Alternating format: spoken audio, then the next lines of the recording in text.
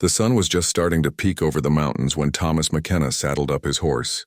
It was a cool morning in the spring of 1885, and the air still held the chill of night. Thomas pulled his hat down low and took a deep breath. Another day on the ranch was beginning. Thomas was not originally from these parts. He had come from Ireland many years ago, looking for a better life in America. Back home, there was nothing for him except poverty and hardship. His parents had died when he was young, and he had no family left. So he packed his few belongings and sailed across the ocean, hoping to find his fortune in the American West. It had not been easy. When Thomas first arrived, people looked down on him because of his Irish accent. They treated him like he was not good enough. But Thomas was determined. He worked hard, saved every penny, and finally bought a small piece of land near the Rio Grande River. Over the years, he had built it into a decent ranch with cattle and horses. Now, at 32 years old, Thomas lived alone on his property. He had been married once to a sweet woman named Catherine, and they had a little girl together. But both of them died from fever 3 winters ago. Since then, Thomas kept to himself mostly. The ranch was his life now. This morning felt different somehow. Thomas could not put his finger on it, but something in the air seemed changed. The birds were singing louder than usual, and his horse seemed more alert. As he rode along the fence line checking for any breaks or problems, Thomas kept looking toward the river. The Rio Grande was running high because of the spring rains. The water looked angry and fast, churning with mud and debris that had been swept up from upstream. Thomas made a mental note to keep his cattle away from the riverbank until the water calmed down. It would be dangerous for them to try to drink from such rough water. As Thomas rode closer to the river, he heard something strange. At first he thought it might be a bird or maybe a coyote. But as he listened more carefully, he realized it sounded like a human voice. The sound was faint, carried on the wind, but it definitely sounded like someone calling out. Thomas stopped his horse and stood up in his stirrups, trying to get a better look. The river was about 50 yards away, and the morning mist was still rising from the water. At first, he could not see anything unusual, just the brown rushing water and some fallen tree branches being swept along by the current. But then he saw movement. Something was in the water, and it was not debris. Thomas squinted his eyes and leaned forward. His heart began to beat faster as he realized what he was seeing. There was a person in the river, and they were in trouble. Without thinking, Thomas kicked his horse and rode as fast as he could toward the riverbank. As he got closer, he could see more clearly. It was a woman, and she was fighting desperately to keep her head above water. Her long black hair was streaming behind her, and her clothes were weighing her down, making it even harder for her to stay afloat. The woman was being carried downstream by the powerful current. She would disappear under the water for a few seconds, then pop back up, gasping for air. Thomas could see that she was getting weaker with each passing moment. If he did not act quickly, she would drown. "Help me," the woman cried out when she saw Thomas on the riverbank. Her voice was strained and desperate. "Please, save me, rancher." Thomas jumped down from his horse and looked around quickly. The water was moving too fast for him to simply wade in and grab her. He needed to think of another way. About 20 yards downstream, there was a large cottonwood tree that had fallen into the river during a storm last year. If he could get there quickly enough, maybe he could reach out from the tree and pull the woman to safety. But first, he had to get her attention and tell her what to do. "Listen to me!" Thomas shouted over the sound of the rushing water. "There's a fallen tree downstream. Try to grab onto it when you reach it." The woman nodded to show she understood, but Thomas could see she was getting tired. Her movements were becoming slower, and she was having trouble keeping her head up. There was no time to waste. Thomas ran along the riverbank as fast as he could, his boots slipping on the muddy ground. Behind him, his horse followed, as if it understood that this was an emergency. When Thomas reached the fallen tree, he quickly took off his heavy coat and boots. The water would be freezing cold, but he had no choice. The cottonwood tree stretched about 15 feet into the river. Thomas carefully climbed out onto the trunk, using the branches to keep his balance. The bark was wet and slippery, and the tree moved slightly under his weight. Below him, the river rushed by with tremendous force. Thomas looked upstream and saw the woman getting closer. She had managed to follow his instructions and was trying to stay in the middle of the river where the current would carry her toward the tree. But he could see she was barely conscious now. Her eyes were closed, and she was no longer calling for help. "Come on," Thomas muttered to himself. "You can do this." When the woman reached the tree, Thomas stretched out as far as he could and managed to grab her arm. She was completely limp, and for a moment he thought he was too late. But then she opened her eyes and looked at him with a mixture of fear and hope. "I've got you," Thomas said, trying to sound calm even though his heart was pounding. "Hold on to me." It took all of Thomas's strength to pull the woman out of the water and onto the tree trunk. She was heavier than he expected because her clothes were completely soaked. Inch by inch, he dragged her toward the shore, being careful not to lose his balance and fall into the river himself. Finally, they reached the riverbank. Thomas helped the woman onto dry ground where she collapsed, coughing up river water. She was shivering uncontrollably and her lips were blue from the cold. Thomas quickly grabbed his coat and wrapped it around her shoulders. As the woman caught her breath, Thomas got his first good look at her.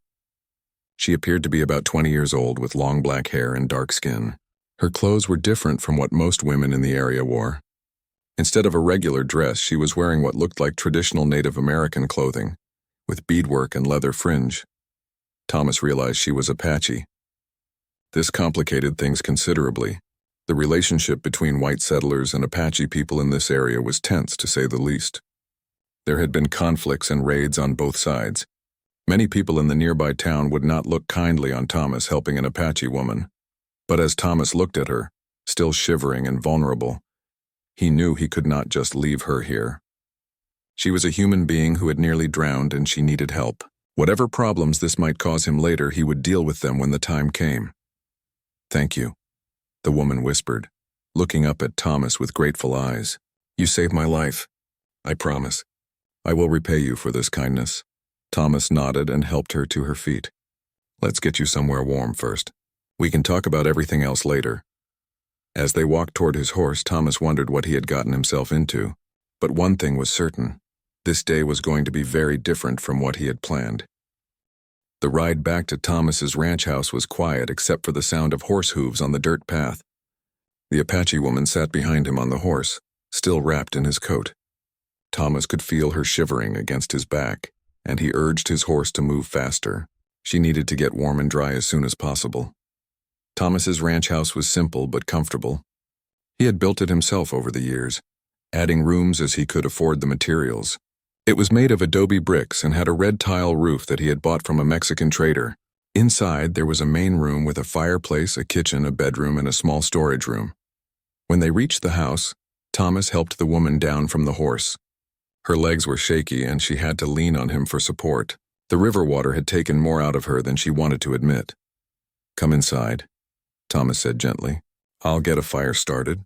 The woman hesitated at the doorway. Thomas realized she might be afraid of going into a white man's house. There were plenty of stories about Apache people being mistreated or worse by white settlers. She had every reason to be cautious. "It's okay," Thomas said, trying to make his voice sound reassuring. "You're safe here. I just want to help you get warm." After a moment, the woman nodded and followed him inside. Thomas immediately went to the fireplace and began building a fire. He had plenty of dry wood stacked nearby, and soon flames were crackling and throwing warm light around the room. "Sit by the fire," Thomas told her, pointing to a wooden chair he had made himself. "I'll get you some dry clothes and something hot to drink." Thomas went to his bedroom and looked through his belongings. He did not have any women's clothes, of course, but he found an old shirt and some pants that might work. They would be too big for her, but at least they would be dry and warm. When he came back to the main room, he found the woman staring into the fire. She had taken off his wet coat and was trying to wring the water out of her own clothes. In the firelight, Thomas could see that she was quite beautiful, with high cheekbones and intelligent dark eyes. "Here," Thomas said, handing her the dry clothes. "These will be too big, but they're all I have. You can change in the bedroom if you want privacy." The woman looked at the clothes and then at Thomas. "You are very kind," she said in English that was accented but clear. "Most white men would not help someone like me." "Most people are just afraid of what they don't understand," Thomas replied. "I'm Thomas McKenna, by the way." The woman stood up and gave a slight bow. "My name is Ayana. It means eternal blossom in my language. I am of the Chiricahua Apache people." Ayana went to the bedroom to change clothes while Thomas made coffee and heated up some leftover stew from the night before. He tried not to think too much about what he was doing. If anyone from town found out he was harboring an Apache woman, there could be serious trouble. But he pushed those thoughts aside. Right now, Ayana needed help, and that was all that mattered. When Ayanna came back out, she looked much better. Thomas's clothes hung loosely on her small frame, but she had rolled up the sleeves and pants legs to make them fit better. Her long black hair was still damp, but she had combed it back with her fingers. "The coffee smells good," she said, sitting back down by the fire. Thomas poured 2 cups and handed one to her. Then he ladled some stew into a bowl and gave her that as well. "You need to eat something. The river took a lot out of you." Ayanna ate gratefully, and Thomas could see her strength returning with each bite. As she ate, she began to tell him what had happened to her. "3 days ago, the Bluecoats came to our camp," she said, using the Apache term for cavalry soldiers. "They said we were stealing cattle and horses, but this was not true. We have been peaceful for many seasons now. My mother is a medicine woman, and she teaches only healing, not war." Thomas listened carefully. He had heard rumors of increased military activity in the area, but he had not paid much attention. His ranch was far enough from town that he did not get much news. "The soldiers came at dawn," Ayanna continued. "They burned our wickiups and took our food. Many people scattered into the mountains, but some were caught. I saw them take my uncle and 2 of my cousins." Her voice became sad and angry at the same time. "I tried to help carry the sacred medicine bundles to safety," she went on, "but the soldiers saw me and gave chase. I ran toward the river, thinking I could hide in the brush along the bank. But the ground was muddy from the rain and I slipped and fell into the water." Thomas shook his head. "That's a terrible thing. Do you know which unit it was? Who was leading them?" "The leader was a tall man with yellow hair and cruel eyes. He wore more decorations than the others, so I think he was important. One of the soldiers called him Captain Morrison." Thomas frowned. He had heard that name before. Captain Morrison had a reputation for being harsh with the Apache people. Some said he was trying to make a name for himself by being tough on what he called the Indian problem. "Why didn't you try to swim to safety?" Thomas asked. "The Apache are known for being good swimmers." Ayanna looked down at her cup. "I never learned to swim well. In our traditional way, it was not thought proper for women to spend much time in deep water, and the river was so angry and fast. My heavy clothes pulled me down immediately." Thomas could imagine how terrifying it must have been for her. The Rio Grande was dangerous even for experienced swimmers when it was running high like this. "What will you do now?" Thomas asked. "Do you have family you can go to?" Ayanna was quiet for a long moment. "My mother and grandmother escaped into the mountains with some others, but I do not know where they went, and it would be dangerous to try to find them now. The soldiers are still looking for our people. What about other Apache bands? Could you join up with them?" "Perhaps. But first I must fulfill my promise to you." Ayanna looked directly at Thomas. "I told you by the river that I would repay your kindness. I'm a woman of my word." Thomas waved his hand dismissively. "You don't owe me anything. I couldn't just let you drown." "You do not understand," Ayanna said firmly. "In my culture, when someone saves your life, you owe them a life debt. This is sacred to us. I cannot simply leave until I have repaid what I owe." Thomas was not sure what to say to that. He had never heard of such a custom before, but Ayanna seemed very serious about it. "Well," Thomas said finally, "I suppose you can stay here until you figure out what you want to do next, but I have to warn you it might not be safe. If soldiers come looking for you here—" "I understand the danger," Ayanna replied, "but I will not bring trouble to you if I can help it. And perhaps there are ways I can be useful while I am here." Thomas raised an eyebrow. "What do you mean?" Ayanna smiled for the first time since he had rescued her. "You will see, Thomas McKenna. We Apache people have many skills that white people do not expect." As if to prove her point, Ayanna suddenly stood up and walked to the window. She peered out carefully, then turned back to Thomas with a serious expression. "Someone is coming," she said quietly. 3 riders moving fast. "They will be here soon." Thomas jumped up and looked out the window himself, but he could not see anything. "How do you know that?" "I heard the horses," Ayanna said simply. "The Apache are taught to listen to the land from the time we are children. It tells us many things if we pay attention." Sure enough, within a few minutes, Thomas could hear the sound of approaching horses. His heart began to beat faster. Who would be coming to his ranch at this time of day? And what would he do if it was soldiers looking for Ayanna? "Hide in the storage room," Thomas told her quickly. "Don't make any noise, no matter what happens." Ayanna nodded and hurried to the small room where Thomas kept supplies and tools. Thomas tried to calm himself down and think of what he would say if these were indeed soldiers. He walked to the door and waited. listening as the riders approached his house. This was about to be the first real test of whether he had made the right decision in helping Ayanna. Thomas took a deep breath and prepared to face whatever was coming. The 3 riders who approached Thomas's ranch that morning turned out to be his neighbors, the Rodriguez family. They owned a smaller spread about 5 miles to the south, and sometimes came by to trade goods or share news. Thomas felt relief wash over him as he recognized Miguel Rodriguez and his 2 teenage sons. "Buenos dias, Thomas," Miguel called out as they rode up to the house. "We heard there might be Apache raiders in the area. We wanted to make sure you were safe." Thomas stepped out onto his porch trying to look relaxed. "I appreciate you checking on me, Miguel, but I haven't seen any trouble around here. Everything's been quiet." Miguel looked around the ranch yard carefully. "That's good to hear. The word in town is that Captain Morrison is conducting sweeps through the whole territory. Some people are worried there might be more raids." "Well, I'll keep my eyes open," Thomas said. "Thanks for the warning." After the Rodriguez family rode away, Thomas went back inside to tell Ayanna it was safe to come out. She emerged from the storage room looking relieved but also impressed. "You handled that well," she said. "You did not seem nervous at all." "I was plenty nervous," Thomas admitted. "But Miguel and his family are good people. They wouldn't cause trouble unless they had to." Over the next few days, Ayanna stayed hidden whenever anyone came to the ranch. Thomas was amazed by her ability to disappear completely when needed. She seemed to have an instinct for when people were approaching, often alerting Thomas before he had any idea someone was coming. But it was not just her survival skills that impressed Thomas. Ayanna proved to be incredibly knowledgeable about many things he had never considered. On the 3rd morning of her stay, Thomas went out to check on his horses and found his best mare, Bella, limping badly. The horse seemed to be in pain and would not put weight on her right front leg. "I think she might have stepped on something sharp," Thomas told Ayanna when he came back to the house. "I might have to ride to town to get the veterinarian." "May I look at her first?" Ayanna asked. Thomas was skeptical but figured it could not hurt. He led Ayanna out to the corral where Bella was standing in the shade, clearly uncomfortable. Ayanna approached the horse slowly, speaking to her in a soft, melodic language that Thomas assumed was Apache. To his surprise, Bella seemed to calm down immediately. Ayanna examined the horse's leg carefully, running her hands gently over the joint and hoof. After a few minutes, she found a small stone lodged deep in the hoof, right where it would cause maximum pain when the horse tried to walk. "Here is the problem," she said, showing Thomas the stone after she had carefully removed it.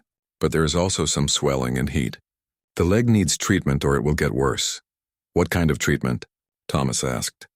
Instead of answering, Ayanna walked around the ranch yard examining various plants.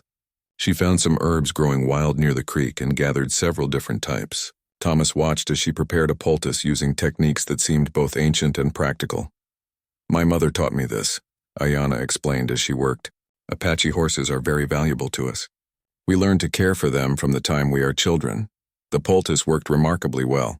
Within a day, Bella's swelling had gone down significantly and she was putting weight on the leg again. Within 3 days, she was walking normally. Thomas was amazed. "Where did you learn to do that?" he asked. "Apache women are taught many kinds of healing," Ayanna replied. "Not just for horses, but for people too. My mother is known throughout our territory for her medicine skills."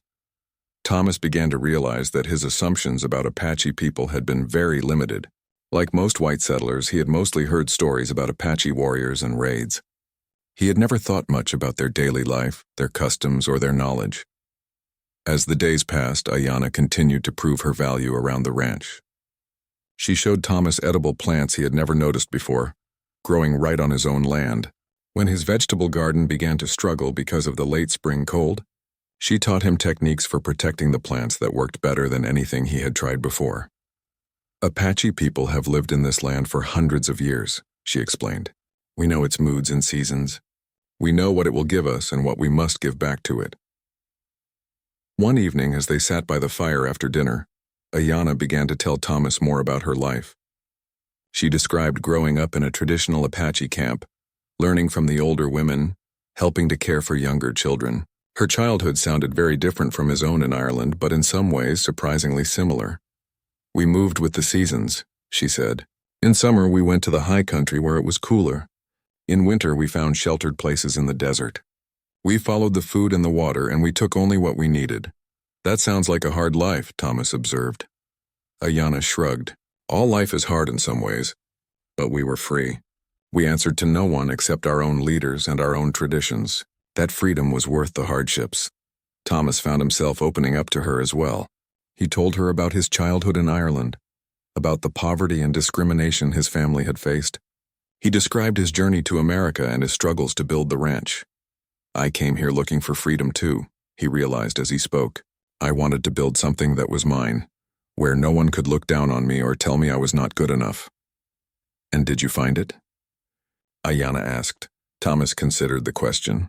In some ways, yes, but it's been lonely, especially since Catherine and little Mary died.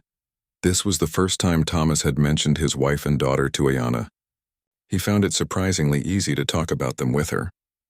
Maybe it was because she was a stranger, or maybe it was because she had faced her own losses. Tell me about them, Ayana said gently. Thomas described Catherine, who had been kind and patient and had loved the ranch almost as much as he did. He talked about little Mary, who had been just 3 years old when the fever took her. She had loved to follow him around the ranch, asking endless questions about the animals and plants. They would have liked you, Thomas found himself saying. Catherine was always interested in learning about different ways of doing things. And Mary was curious about everything. Ayana was quiet for a moment. Then she said, in Apache belief, the spirits of those we love never really leave us. They watch over us and guide us even when we cannot see them. Perhaps they guided you to save me from the river. Thomas was not sure what he believed about spirits and the afterlife, but there was something comforting about Ayana's words.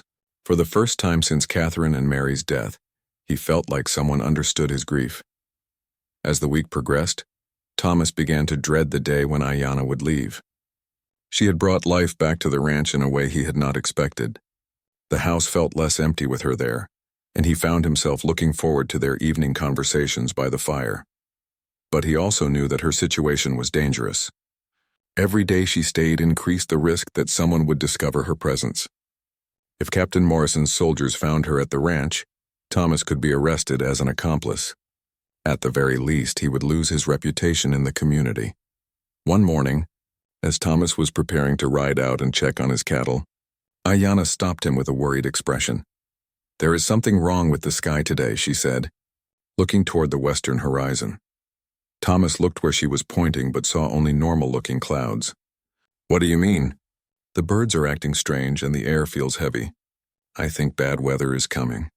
Very bad weather.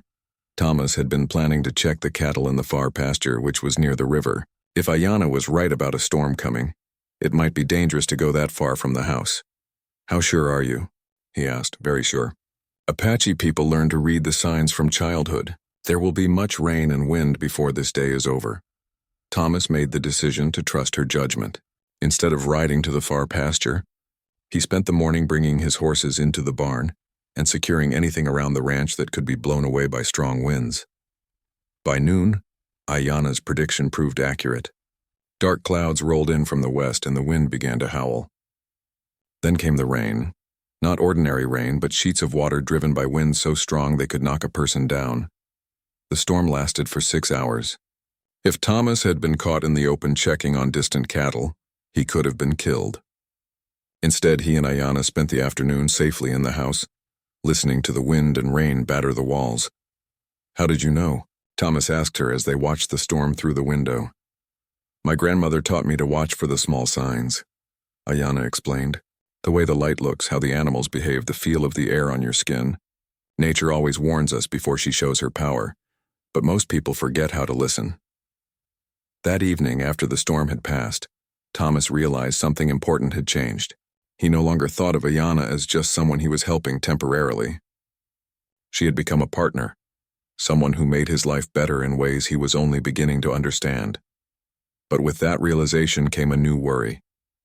What would happen when she had to leave? And how long could they continue this hidden arrangement before something went wrong? Those questions would soon become much more urgent than Thomas could imagine. 2 weeks after the storm, Thomas was mending a fence when he heard the sound that had become his worst nightmare, the thunder of many horses approaching fast. He looked up to see a dust cloud on the horizon, moving directly toward his ranch. This was not neighbors coming to visit or traders passing through. "This was trouble, Ayanna," Thomas called out as he dropped his tools and ran toward the house. "Soldiers coming. Hide now." Ayanna appeared in the doorway instantly. She had obviously heard the horses too and was already moving toward their hiding place. Over the past weeks, they had worked out a system. There was a space under the floorboards in the storage room where Thomas kept emergency supplies. It was cramped and uncomfortable, but it was the safest place they could think of. Thomas quickly helped Ayanna move the floorboards and climb into the hiding space. Then he arranged the boards back into place and scattered some tools and sacks over the area to make it look natural. The whole process took less than 2 minutes. By the time the soldiers arrived, Thomas was standing calmly on his porch, trying to look like a man who had just been going about his normal business. But his heart was pounding so hard he was sure they would be able to hear it. The leader of the patrol was exactly as Ayanna had described, a tall man with yellow hair and cold blue eyes. His uniform was perfect and he wore his authority like a weapon. Thomas could see immediately why Ayanna had been frightened of this man. "You must be McKenna," the captain said, dismounting from his horse. He did not wait for Thomas to confirm this. "I am Captain Morrison of the 10th Cavalry. We need to search your property." "Search for what?" Thomas asked, trying to sound curious rather than worried. "Apache raiders have been reported in this area. We have reason to believe one of them might be hiding on local ranches." Morrison's eyes were scanning the ranch buildings as he spoke, taking in every detail. "I haven't seen any Apache people around here," Thomas said. This was technically true. He had rescued Ayanna from the river, not seen her around the ranch. Morrison stepped closer to Thomas. "Mr. McKenna, I should inform you that harboring fugitive Indians is a federal crime. The penalty can include prison time and confiscation of property. I trust you understand the seriousness of the situation." "Of course, Captain. But like I said, I haven't seen anyone." Morrison gestured to his soldiers. "Search the buildings. Check everywhere. The barn, the storage areas, anywhere someone could hide." Thomas had no choice but to stand and watch as the soldiers went through his property. They were thorough, checking every corner of the barn, looking through the house, even examining the root cellar. Thomas tried to appear calm, but inside he was terrified they would discover Ayanna's hiding place.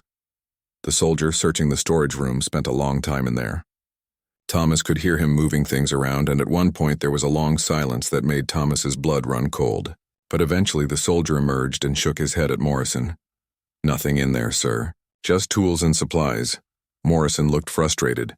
"What about Indian sign? Tracks, campsites, anything that shows they've been through here?" "No, sir. The ground around the buildings is pretty well traveled, but it all looks like normal ranch activity." Captain Morrison walked over to Thomas and stood very close to him. "McKenna, I'm going to ask you one more time. Have you seen any Apache in this area?" "Even at a distance?" Thomas met the captain's stare directly. "No, sir, I haven't." For a moment, Thomas thought Morrison might push the matter further, but finally the captain stepped back and called to his men, "Mount up. We'll try the Rodriguez place next." As the soldiers prepared to leave, Morrison turned back to Thomas with a final warning. "McKenna, if I find out you've been lying to me, you'll regret it. I don't tolerate people who help savages escape justice." "I understand, Captain." Morrison mounted his horse and looked down at Thomas. "One more thing. There's a reward for information leading to the capture of Apache fugitives. $500. That's more money than most people around here see in a year. If you happen to remember seeing anything, you know where to find me." With that, the patrol rode away, leaving Thomas standing alone in his yard. He waited until they were completely out of sight before going back into the house to let Ayanna out of her hiding place. When he lifted the floorboards, Ayanna climbed out slowly, wincing as she straightened her cramped muscles.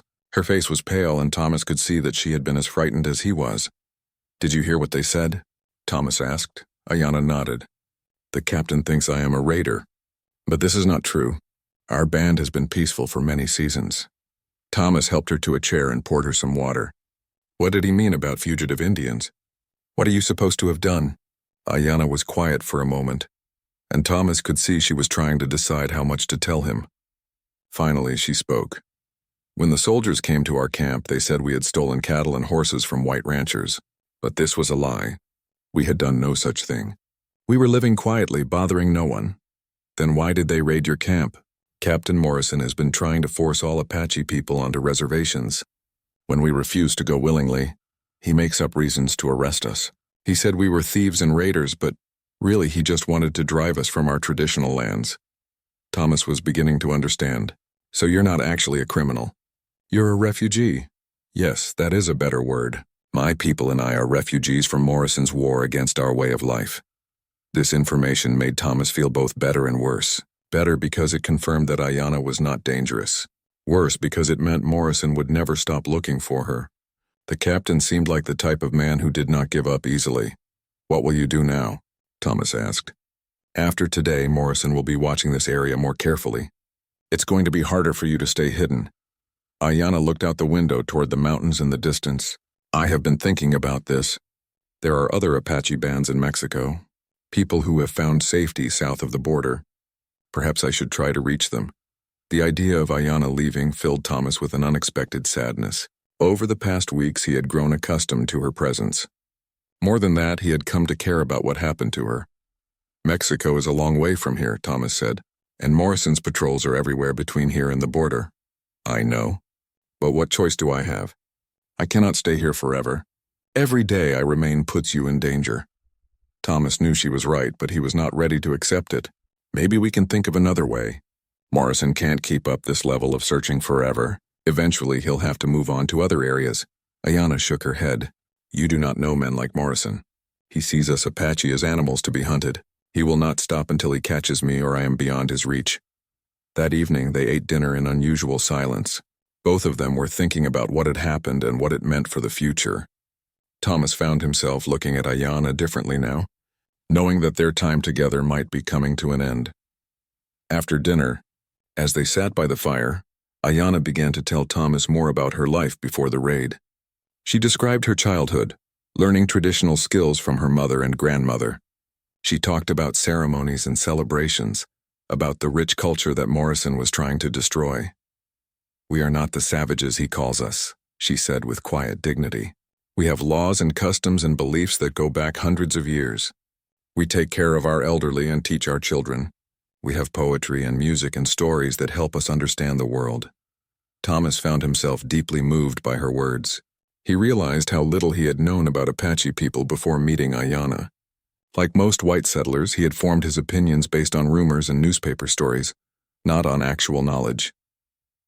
I wish more people could hear you talk about this, Thomas said. Maybe if they understood your culture better, there wouldn't be so much hatred and fear. Perhaps. But men like Morrison do not want to understand. They want only to conquer and control. As they prepared for bed that night, Thomas made a decision. He was not going to let Ayanna face the dangerous journey to Mexico alone. If she was determined to go, he would help her get there safely. But first, he needed to learn more about what they would be facing. Morrison had mentioned that other ranchers were being searched. Thomas decided he would ride to town the next day and listen to what people were saying. If he was going to help Ayanna escape, he needed to know exactly what kind of opposition they would encounter. What Thomas did not know was that Captain Morrison was already planning his next move. The captain had not believed Thomas's denials, and he was determined to prove that the Irishman was hiding something. Morrison had left 2 of his best trackers behind, hidden in the hills around Thomas's ranch. With orders to watch and report everything they saw, the trap was closing, and Thomas and Ayanna had no idea how much danger they.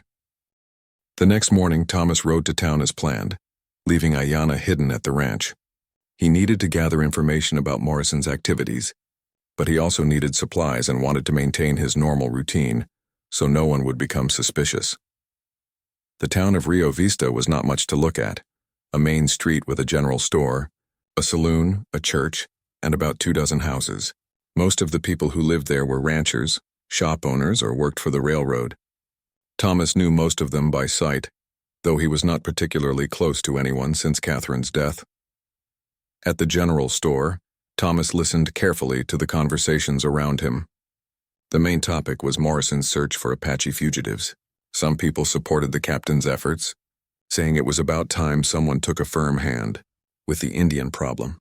Others were more concerned about the disruption to their daily lives. Morrison's got patrols everywhere, complained Bill Henderson, who owned a ranch about 10 miles east of Thomas's place.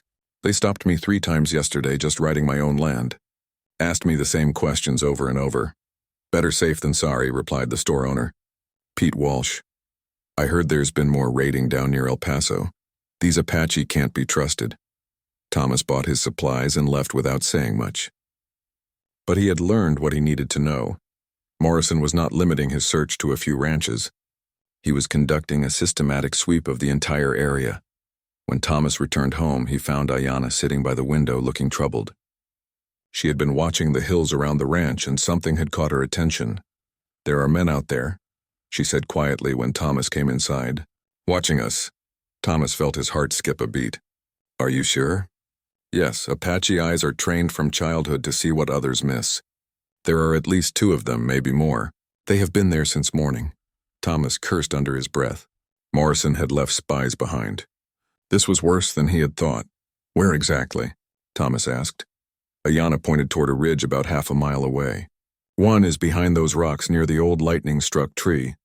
Another is in the brush further down. They are good at hiding, but not good enough. Thomas realized they were in immediate danger. If Morrison's men saw any sign that Ayanna was at the ranch, soldiers would be back within hours. We have to get you out of here tonight, Thomas said. It's too dangerous for you to stay any longer. Ayanna nodded sadly. I know. I have been preparing myself for this day. That evening, as darkness fell, Thomas and Ayanna made their final plans. She would leave at midnight, when the watchers would have the most difficulty following her movements. Thomas had studied maps of the area and identified a route that would take her toward the Mexican border, while avoiding the main roads and known patrol areas. As they waited for midnight to arrive, they sat by the fire one last time. Thomas found himself reluctant to waste these precious final hours talking about practical matters. Instead, he asked Ayanna to tell him more about her life and her people. Tell me about your family, he said. What were they like before all this trouble started? Ayanna smiled sadly. My father was a great man. His name was Nalnish, which means he is working.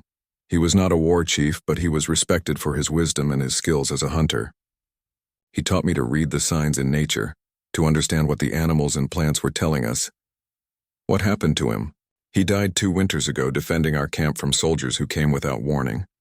He could have run away and saved himself, but he stayed to help the women and children escape. He died with honor, fighting to protect those who could not protect themselves. Thomas could hear the pain and pride mixed in her voice. He sounds like a good man. He was. He always told me that the most important thing was to live with integrity, to keep your word, and to help those who needed help. He said that these qualities were more valuable than gold or horses or anything else a person could possess. Thomas thought about his own father, who had died when Thomas was still young. He had been a farmer in Ireland, a man who worked hard but could never get ahead because of the system that kept Irish people in poverty. My father was like that too, Thomas said. He always said that a man's word was all he really owned. Everything else could be taken away, but your honor was yours to keep or throw away. They talked about their childhoods, comparing the differences between growing up Irish in America and growing up Apache in the desert. Despite the very different circumstances, Thomas was struck by how similar some of their experiences had been. We were both outsiders, Ayanna observed. Your people were not welcomed by the Americans, and my people are being driven from our lands. Perhaps that is why we understand each other. As the evening wore on, Ayanna began to tell Thomas about the sacred bundle she carried, the one she had mentioned on her first day at the ranch. She went to her hiding place and brought out a leather pouch decorated with intricate beadwork. This contains the medicine knowledge of my family, she explained, handling the bundle with great reverence. My grandmother's grandmother started collecting these herbs and learning their uses. Each generation has added to the knowledge. What kind of medicine? Thomas asked. Healing plants, sacred objects, prayers, and songs that help in times of sickness or trouble. This bundle represents 4 generations of Apache women learning how to heal and help their people. Thomas was honored that she was sharing something so personal and sacred with him. Why are you showing me this? Ayanna was quiet for a moment.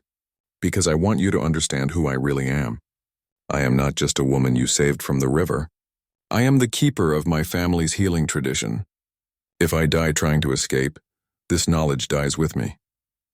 The weight of that responsibility settled on Thomas like a heavy blanket. He began to understand why Ayanna had been so determined to repay her debt to him. In her culture, she was not just an individual. She was a link in a chain of tradition that stretched back generations. "Tell me about your brother," Thomas said, remembering that she had mentioned him before. "The one who was taken to the boarding school." Ayana's expression became even sadder. "His name is Kai, which means strong. He was only 12 years old when they took him. The soldiers said all Apache children had to go to the government school to learn the white man's ways." "Where did they take him?" "To a place called Carlisle in Pennsylvania. It is very far from here. They cut his hair and made him wear white man's clothes. They forbade him to speak Apache or practice our traditions. They told him his real name was James and that he must forget his family." Thomas had heard of these boarding schools. The government's policy was to kill the Indian and save the man, by forcibly assimilating Native American children into white American culture. "Have you heard from him since then?" "No, it has been 3 years now. I do not even know if he is still alive." Tears began to flow down Ayana's cheeks. "My mother grieves for him every day. She says it would have been better if the soldiers had just killed him quickly, rather than killing his spirit slowly." Thomas reached out and took Ayana's hand. "Maybe someday you'll be able to find him and bring him home." "I hope so. But first I must survive, and I must keep our traditions alive so that if Kai does come home, there will still be something for him to come home to." As midnight approached, Thomas and Ayana began their final preparations. Thomas packed food and water for her journey, along with some of his clothes that she could use for disguise if necessary. He also gave her a small amount of money, all he could spare without arousing suspicion when he next went to town. "I wish I could do more," Thomas said as he helped her prepare for the dangerous journey ahead. "You have done more than enough," Ayana replied. "You saved my life, gave me shelter when I had nowhere else to go, and treated me with kindness and respect. I will never forget this." They stood at the door, ready for her to leave, but neither of them moved.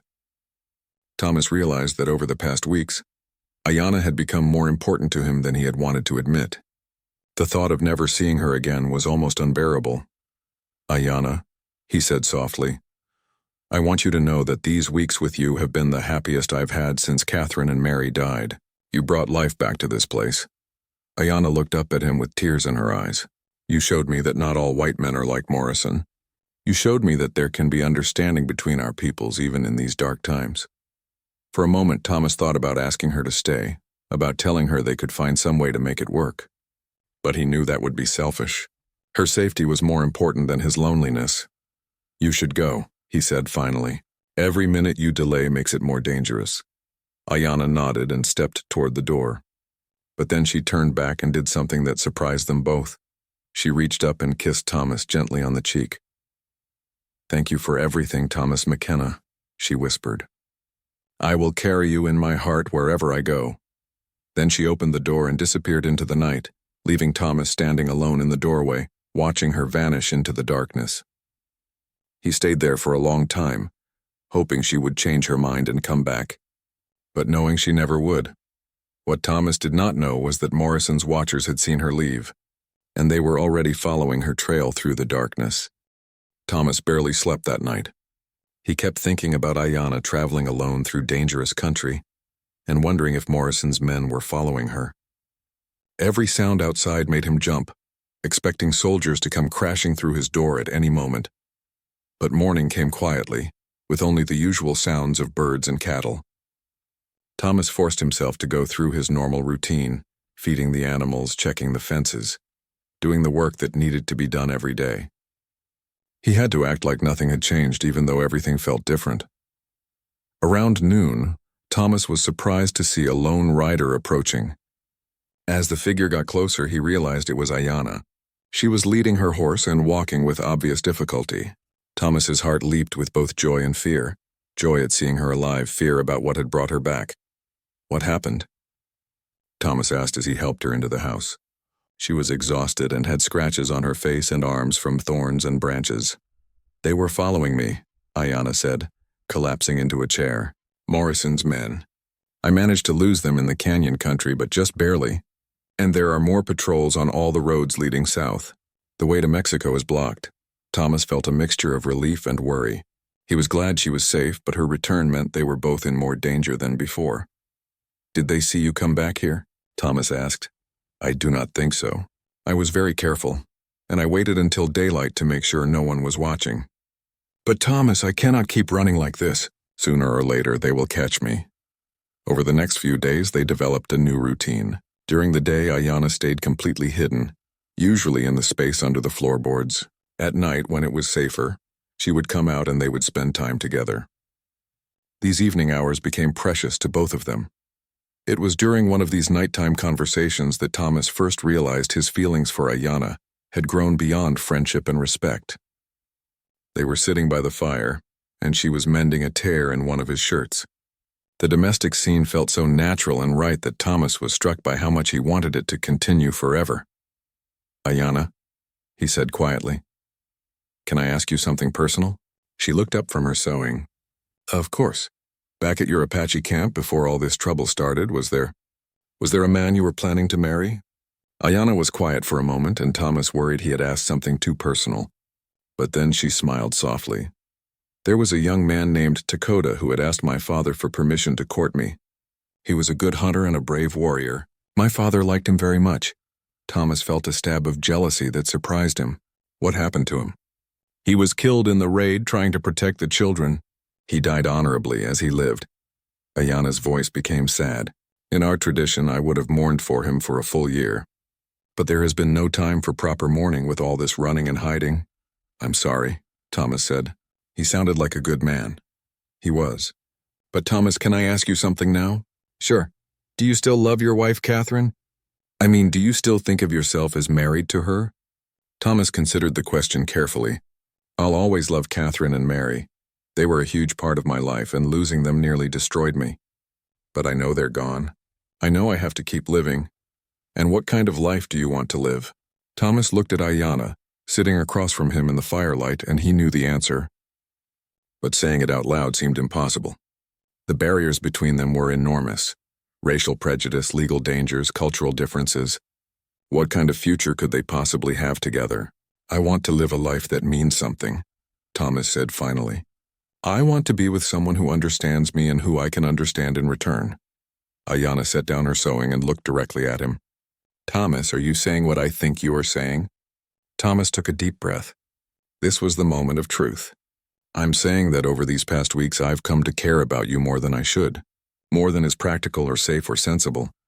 And I have come to care for you the same way, Ayanna said softly. But we both know how impossible this is. They sat in silence for a while, both of them thinking about the obstacles they faced. In 1885, relationships between white men and Native American women were not just socially unacceptable, they could be legally dangerous. Many states had laws against interracial marriage, and the social pressure could destroy both their lives. If we lived in a different time, in a different place, Thomas began. But we do not, Ayanna interrupted gently.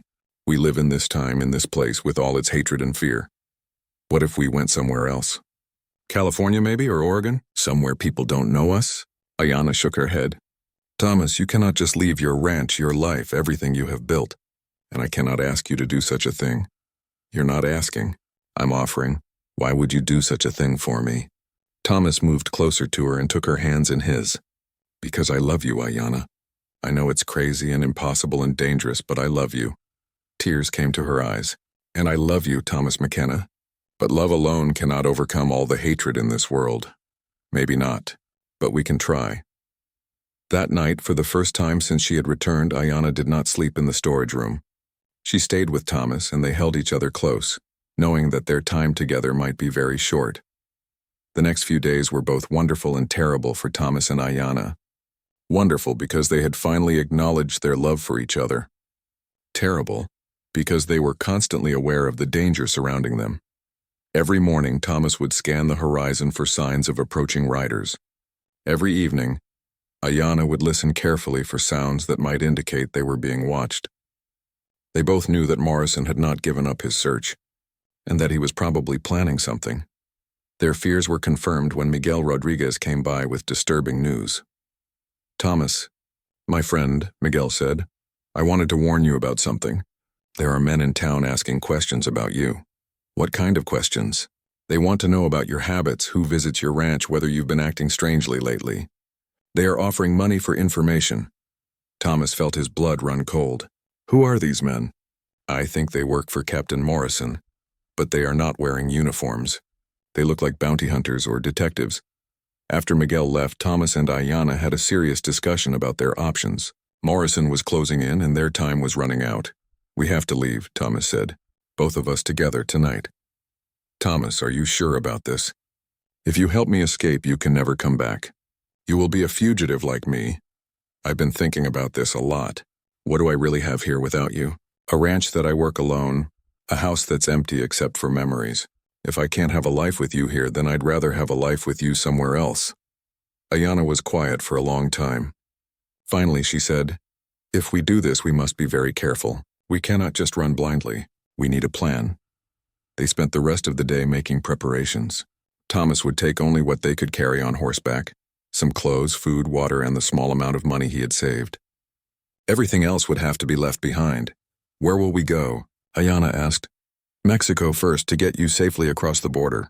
After that, maybe California. I hear there are places there where people don't ask too many questions about your past. As evening approached, Thomas took one last walk around the ranch he had worked so hard to build. He looked at the house where he had been happy with Catherine and Mary, and where he had found love again with Ayanna. He said goodbye to the animals, knowing he would probably never see them again. Are you ready? Ayanna asked when he came back inside. Thomas looked around the house one more time, then nodded. I'm ready. But as they prepared to leave, they heard the sound they had been dreading. Many horses approaching fast through the darkness. Morrison had finally made his move, and this time he was taking no chances. The cellar, Thomas said quickly. Hide in the cellar. No, Ayanna said firmly. I will not hide anymore while you face danger alone. We face this together. Thomas wanted to argue, but there was no time. The riders were already in the yard surrounding the house. Captain Morrison's voice rang out through the night. McKenna, come out with your hands where we can see them, and bring the Apache woman with you. Thomas and Ayanna stood frozen in the middle of his house, listening to Morrison's voice echoing across the ranch yard. Through the window, Thomas could see torches and lanterns surrounding his property. The captain had brought at least 20 men this time. We know she's in there, McKenna, Morrison shouted again. My men followed her back here 3 days ago. You've got 10 seconds to come out or we're coming in after you. Thomas looked at Ayanna, his mind racing through their options. They were completely surrounded with nowhere to run. The house had only 2 doors and Morrison would have men watching both of them. There has to be another way, Thomas whispered. No, Ayanna said quietly but firmly. It is over. I will not let you be destroyed because of me. Before Thomas could stop her, Ayanna walked to the front door and put her hand on the latch. Thomas, listen to me. When I go out there, you must deny everything. Tell them I forced you to help me. Tell them I threatened to hurt you if you did not cooperate. I won't do that. I won't let you face this alone. You must. One of us should have a chance at freedom, and it should be you. You have a life here, a future. I am already lost. Thomas grabbed her arm gently but firmly. Ayanna, no. We said we would face this together. That was before I understood how many men he brought. Thomas, if you come out there with me, Morrison will arrest you as an accomplice. You could spend years in prison, maybe even be executed for treason. I cannot let that happen. Outside, Morrison's voice was getting angrier. Time's up, McKenna. We're coming in. Thomas heard footsteps on his porch and knew they had only seconds left. In desperation, he pulled Ayanna away from the door and toward the back of the house. The window in the bedroom, he whispered urgently. Maybe we can get out that way. But as they reached the bedroom, they could see torches moving around the back of the house too. Morrison had thought of everything. There was no escape. Thomas McKenna. Morrison's voice was now right outside the front door. Open this door immediately or we'll break it down. Ayanna turned to face Thomas with tears in her eyes.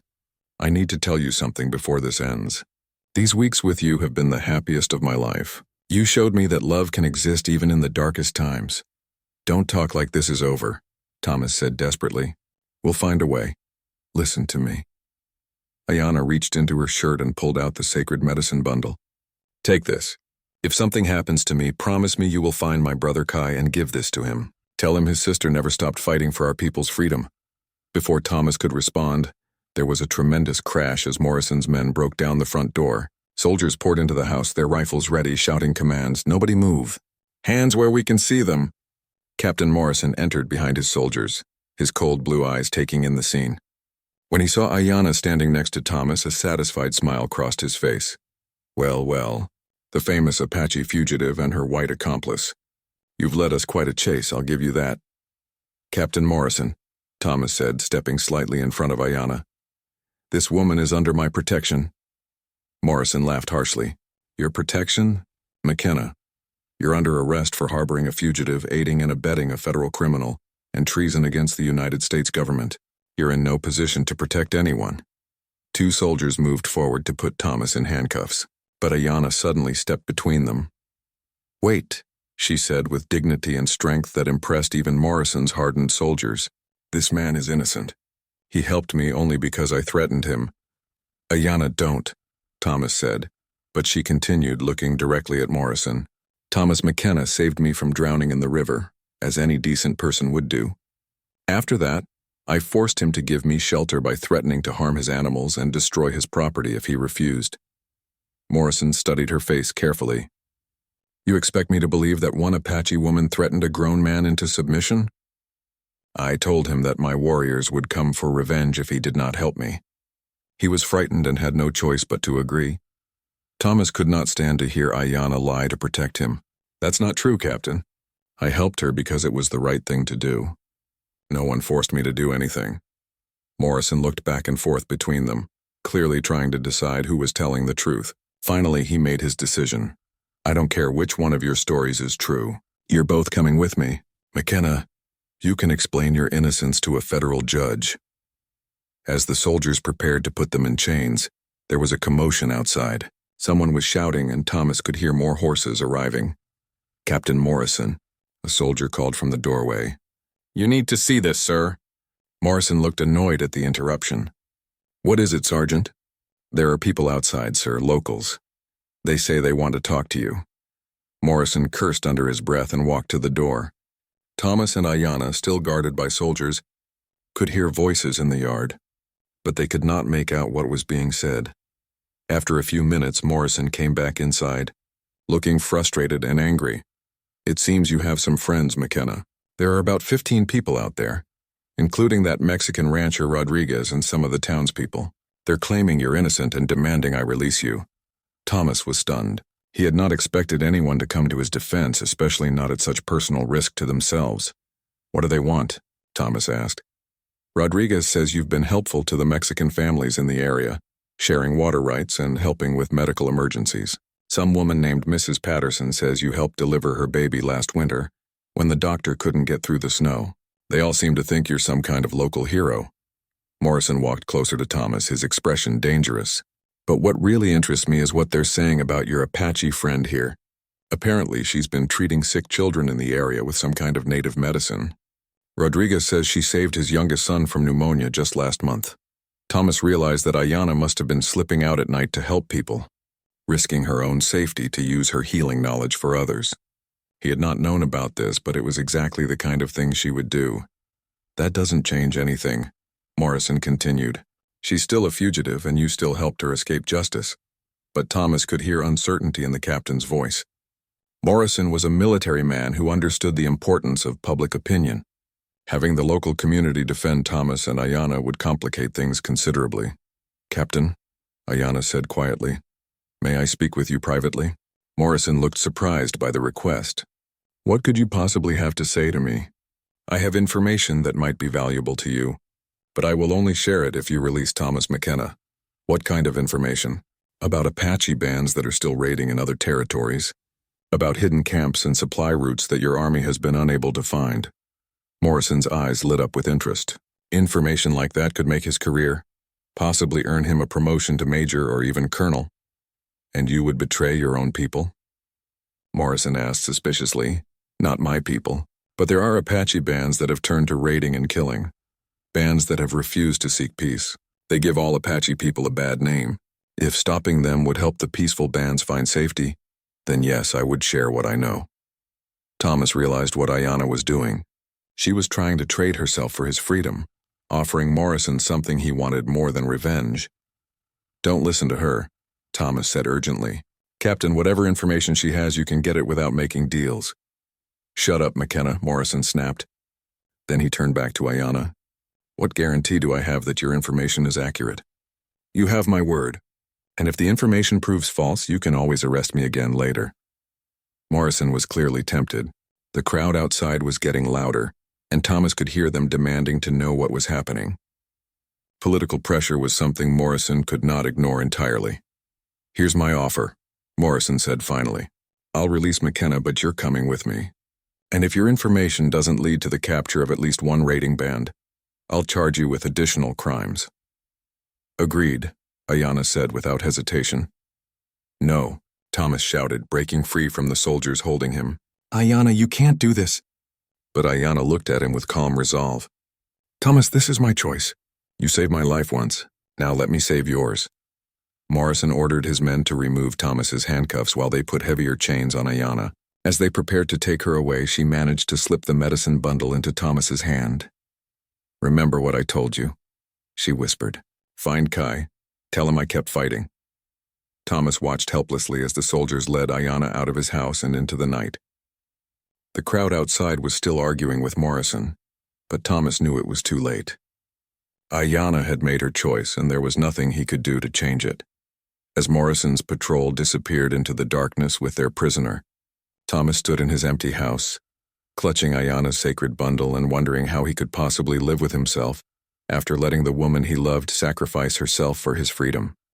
For 3 days after Morrison took Ayanna away, Thomas barely left his house. The people who had come to defend him, Miguel Rodriguez, Mrs. Patterson, and the others, stopped by to check on him, but Thomas could hardly speak to them. He kept replaying the scene over and over in his mind, wondering if there was something else he could have done. On the 4th day, Miguel Rodriguez came by with news that made Thomas's blood run cold. Thomas, my friend, I have heard something troubling in town. People are saying that Morrison is planning to make an example of the Apache woman. There is talk of a public execution. Thomas jumped up from his chair. When? Soon, I think. Morrison wants to show everyone what happens to Apache who resist the government. He is calling her a dangerous terrorist and a threat to all white settlers. That was all Thomas needed to hear. He could not sit by and let Ayanna die because she had saved his life. He began making plans immediately. Miguel, I need your help, Thomas said, and I need the help of every man who came here the other night. What do you want to do? I want to save her. Morrison has her locked up at the army post, but there might be a way to get her out. Miguel looked worried. Thomas, that would be very dangerous. If you are caught, Morrison will hang you for sure. If I don't try, I'll never be able to live with myself. Ayanna sacrificed herself to save me. I can't just walk away from that. Over the next 2 days, Thomas quietly reached out to everyone who had supported him during Morrison's raid. To his surprise, many of them were willing to help. Mrs. Patterson, whose baby Ayanna had helped deliver, offered to create a distraction in town. Pedro Vasquez, one of Miguel's ranch hands, knew the layout of the army post from his time working there. Even old Bill Henderson, who rarely got involved in anyone else's business, agreed to provide fresh horses for the escape. Why are you all willing to risk this? Thomas asked during one of their secret planning meetings. Because what Morrison is doing is wrong, Mrs. Patterson said firmly. That Apache woman helped save my child's life. I won't stand by and watch her be murdered for being kind to others. And because you are our friend, Miguel added. We have seen how this woman changed you, made you happy again after your wife died. Love like that is rare and should be protected. Their plan was risky but simple. On the day of the scheduled execution, they would create multiple distractions around town to draw attention away from the army post. Thomas and Pedro would sneak into the jail, free Ayanna, and escape on fast horses that would be waiting at predetermined locations. But when the day came, everything went wrong from the start. Thomas and Pedro managed to get into the army post without being detected, but when they reached the jail, they found it empty. Ayanna was not there. Where is she? Thomas whispered to Pedro. I do not know. Maybe they moved her to a different location. They searched the entire post as quietly as they could, but there was no sign of Ayanna anywhere. Finally, they had to retreat before they were discovered. Thomas felt defeated and desperate. When they met up with the others later that day, Miguel had devastating news. Thomas, I found out what happened. Morrison did not wait for the scheduled execution. He had Ayanna shot 3 days ago, claiming she tried to escape. Thomas felt like the world had collapsed around him. All their planning, all their hope had been for nothing. Ayanna was gone, and there was nothing he could do to bring her back. "I'm sorry, my friend," Miguel said quietly. "We tried." That night, Thomas sat alone in his house holding Ayanna's sacred medicine bundle and thinking about her final request. She had asked him to find her brother Kai and tell him she had never stopped fighting. It seemed like an impossible task, but it was the only thing he could do to honor her memory. The next morning, Thomas began making arrangements to sell his ranch. He could not stay in a place that held so many memories of Ayanna. More importantly, he had a promise to keep. It took him 3 months to settle his affairs and find a buyer for the ranch. During that time, he used his connections to learn everything he could about the government boarding school system and where Apache children were being sent. When he finally left Rio Vista, Thomas carried very little with him: some clothes, a small amount of money from the ranch sale, and Ayanna's medicine bundle. But he also carried something more important: a new purpose in life. The journey to Pennsylvania took Thomas almost 2 months. He traveled by train when he could, on horseback when he had to, always moving toward the Carlisle Industrial School where he hoped to find Kai. The school was a grim place, designed to strip away everything that made Native American children who they were. The buildings were cold and institutional, and the children Thomas saw looked defeated and sad. Finding Kai took several days of careful inquiry. The school officials were suspicious of Thomas's motives and reluctant to let him see any of the students. But finally, Thomas managed to speak with a sympathetic teacher who agreed to help. "There is a boy here named James, who came from the Apache territories about 3 years ago," the teacher said. "He fits the description you gave me, but I should warn you, he's had a very hard time. He's been punished many times for speaking his native language or practicing Apache customs." When Thomas finally met Kai, he almost did not recognize him as Ayanna's brother. The boy's hair had been cut short, he wore a military-style uniform, and he looked much older than his 15 years. But his eyes were the same intelligent dark eyes as his sister's. "You knew my sister?" Kai asked in English when Thomas introduced himself. The boy glanced around nervously, as if afraid someone would punish him for showing interest in his Apache heritage. "Yes, she asked me to give you something." Thomas carefully pulled out the medicine bundle and handed it to Kai. The boy's eyes widened with recognition and emotion. "She kept it safe," Kai whispered, holding the bundle like it was the most precious thing in the world. "I thought our traditions were lost forever." "She died protecting our family's knowledge," Thomas said gently. "She wanted you to know that she never stopped fighting for your people's freedom." Tears streamed down Kai's face as he listened to Thomas tell the story of his sister's last weeks. When Thomas finished, the boy was quiet for a long time. "What happens now?" Kai finally asked. "That's up to you. I can't force the school to release you, but I might be able to help you if you want to leave this place." "And go where?" "My people are scattered. My mother and grandmother might be dead. I do not even know how to live as an Apache anymore." Thomas had been thinking about this during his long journey east. "There are Apache people in Mexico who live freely, and there are places in California where people don't ask too many questions about your past. I could help you get to either place. Why would you do this for me?" "You barely knew my sister." Thomas was quiet for a moment, thinking about how to answer. "Because I loved her, and because she made me promise to find you and help you if I could." Over the next several weeks, Thomas worked carefully to arrange Kai's escape from the school. He could not do it legally. The government would never release an Apache child to a white stranger. But with the help of the sympathetic teacher and some well-placed bribes, Thomas managed to get Kai out of the school and onto a train heading west. The journey back to the southwest gave Thomas and Kai time to get to know each other. Thomas told the boy stories about Ayanna's time at the ranch, about her healing abilities and her knowledge of Apache traditions. In return, Kai shared memories of his childhood and taught Thomas some Apache words and customs. "My sister chose well," Kai said one evening as they sat by a campfire in Colorado. "I can see why she loved you." "She was an amazing woman," Thomas replied. "I just wish we had had more time together." In Apache belief, love does not end with death. Her spirit is still with you, guiding you to do good things. When they reached New Mexico territory, Thomas and Kai had to make a decision about where to go next. The Apache reservations were closely guarded and offered little freedom. Mexico was safer but meant leaving everything familiar behind. There is another choice, Kai said as they camped near the Mexican border. There are Apache people in the mountains of Arizona who have never surrendered. They live free, following the old ways. That sounds dangerous, Thomas said. All life is dangerous for Apache people now, but at least they are living as Apache, not as prisoners. In the end, they chose a different path entirely. Thomas had heard about a mission school in California that was run by a progressive priest who believed Native American children should learn to read and write while still maintaining their cultural traditions. It seemed like a place where Kai could get an education while staying connected to his Apache heritage. The priest, Father Martinez, turned out to be exactly what they had hoped for. He welcomed Kai warmly and agreed to let him study at the school, while also learning traditional Apache skills from other Native American students. "And what about you?" Father Martinez asked Thomas. "What will you do now that you've completed your mission?" Thomas had been wondering the same thing.